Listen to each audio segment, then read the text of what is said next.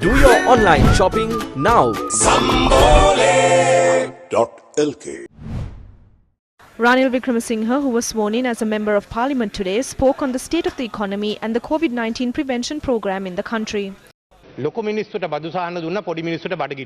Tax concessions were given to the rich and the poor people were given hunger. Let's take a look at the situation now. I don't want to talk about the past too much. In 2019, the foreign reserves in the country were at $7 billion. That has reduced to $4 billion.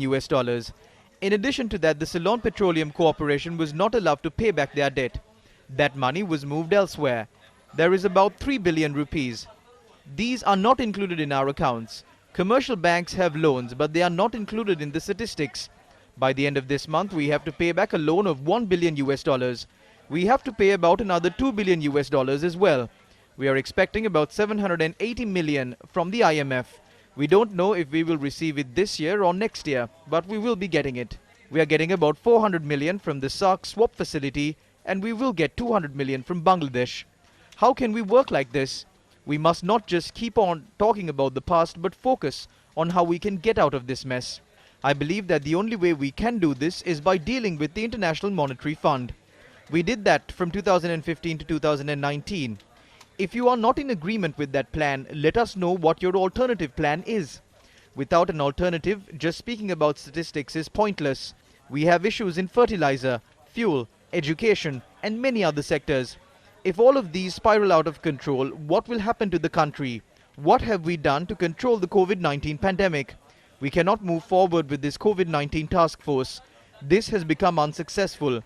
According to our constitution, these powers must be vested with the cabinet of ministers who are responsible to parliament. The Prime Minister is here and his ministers are also here. Prime Minister, you must take this over, and if you make a mistake, we can raise that matter in parliament. There is a separate special advisory group of experts in the World Health Organization. We do not have a committee like that in Sri Lanka. Instead, it has all been handed over to the head of a department. The commander of the army is a department head. How can he perform these duties? It is only the cabinet or a cabinet minister that can issue directives to a ministry secretary.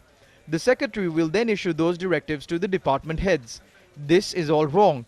The people have given you their mandate. We cannot dispute that fact. But we blame you for not using that mandate and instead going for a military or semi-military style regime. I request for a debate to be held on fettering the powers of the cabinet, violation of the constitution, and disregarding the people's mandate. While